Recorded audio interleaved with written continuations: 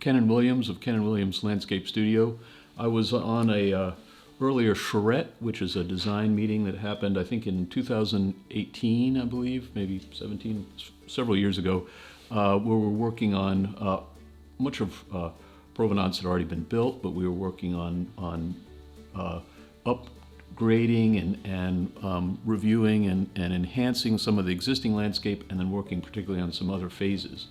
That was with a whole design group, architects and landscape architects and planners. My background is have 2 degrees from the University of Virginia.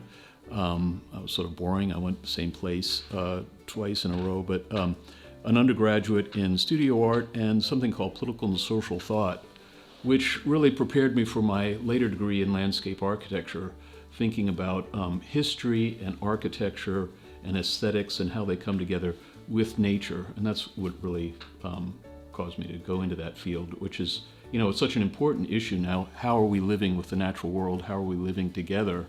And that's one reason I'm so interested in this community, because this is a new urbanist community, which is really, it is a healthy and sane way to live in a world that isn't so sane often overly sped up, big highways, sprawl, and then you have these beautiful communities, some of them older, that are walkable. These great cities where I come from in Charlottesville, Virginia. We have these wonderful cities like old sections of Richmond, Washington, Philadelphia, that are just beautiful to walk in.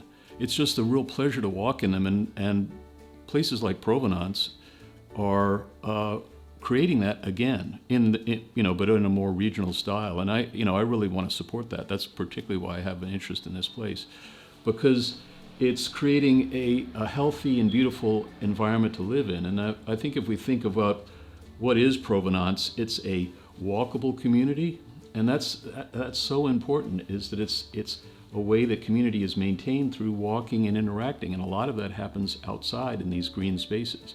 So for me, as a landscape architect, I know how important these green spaces are for building community and also being connected to nature. Being able to have destinations and different places within the community, it also gives identity to each neighborhood. Over here you might have the community garden. Over there you've got, say, Magnolia Park, which has the magnolias. Over there might be another place where you can sit beside a fountain. We all feel different on different days, and some days, and the weather's different. So some days you may want to go to the shady park in the middle of the summer where there's a cooling fountain and sit there. But in the middle of the winter, when it's a little bit cool, say it's 40 degrees, you want to go sit in a more open park, or go, toss a frisbee with your children or whatever it is. So to have this diversity of experience is key and really make a community work.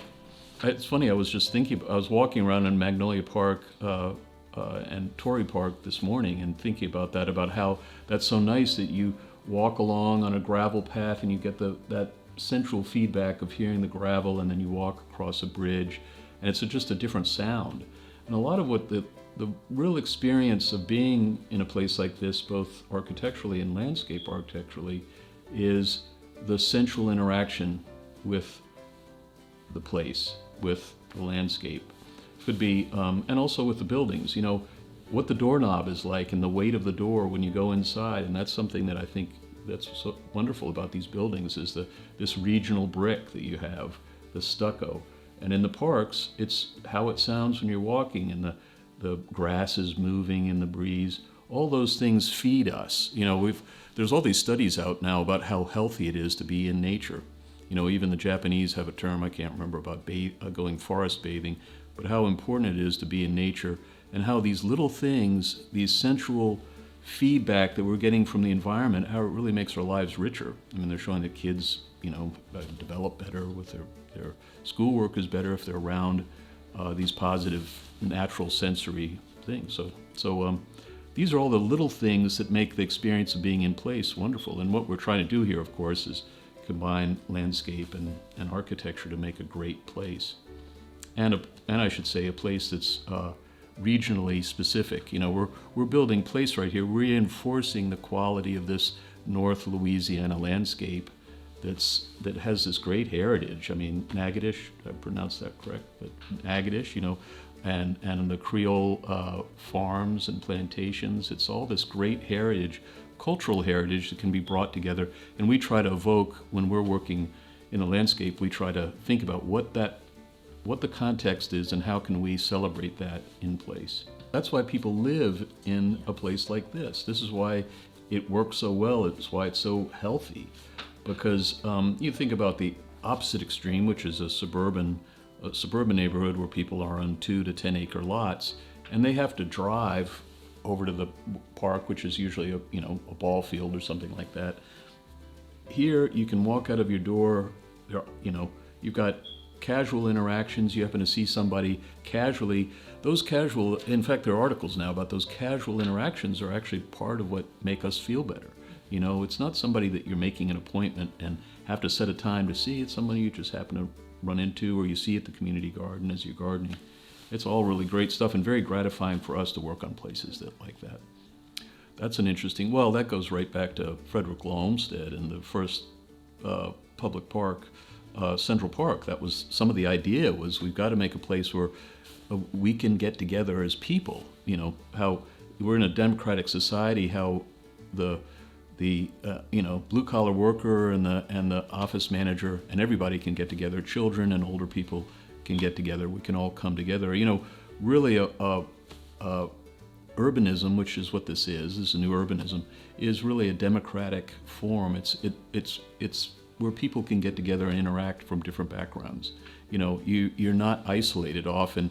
The opposite model are these suburban communities where you've got different house prices laid out from a hierarchy from low to high, and they're all separated in neighborhoods. And this, you've got everything together, people working together, kids can come and walk right past the offices with people working. It's a mix, which is healthy. And frankly, as one of my professors, I remember when I was in school, said, the plaza existed before time. Well, what does that mean? In some ways, before we were writing history, we were gathering in places together, in small places together, living in communities, small communities. And so this is a much more original or primary way to live, healthy way to live. Well, I think if you have a tabula rasa, it's sort of fun if you've got some existing features like trees or something there, then that's sort of a puzzle to think about what is the program, what's the need to do something in that place. But if you have a blank slate, then you can just, your imagination can run. But I think, one of the reasons that's so fascinating about landscape is nothing is really a blank slate. It's all part of if nothing else, it's part of the ecosystem. It's all part of a watershed. It's all potentially part of a community. There's the whole environmental fabric, which any site is really a part of. I just saw a bald eagle actually a few minutes ago, right above where we were over here, right looking on the greenway. There's a whole ecosystem that's interacting with these green spaces. So none of it's really totally blank slate, but as far as giving it form, it's fun if you've got just an open area and you can think about what it could be. This is a great spot for, say, 3 to 12 people, and then that's why we want a diversity of different parks. We want another place where 20 or 40 people can gather, and then another place, you've got Greenleaf over there where 100 people can gather, 200 people watch a movie night or whatever it is. The landscape becomes so important when you're getting older, because as you age, your ability to walk a great distance is not that great, but you can walk a short distance. And what's actually in front of you, how it's done, the little details, the little bridges and the sound we talked about before, the planting, that really means a lot when you're older and you're only walking 2 or 3 blocks, or maybe 1 block. The quality of the outdoor spaces really become more and more important. And we actually working on a retirement community right now, and think that is so relevant. It's also if you're a child, it's the delight of the landscape. But all those little things that are really very close to you, where you're walking, the sound of the surface that you're walking on, the plants, all of that is quite important, and it's can become deeply meaningful to those people that are living there, that experience it every day. And then it becomes also, how are you connecting to the environment? Because it's not just the flowers you're seeing, it's also the butterflies. They're part of the colorful scene, the songbirds. As I mentioned, I just saw an eagle there was a bald eagle flying right over there. That's all part of the delight of living in an environment that's really sustainable in some ways. This is living close to nature. There are a lot of the plants in here, not all of them, but a lot of them are native. And so you're connecting to the larger ecosystem that is in this region.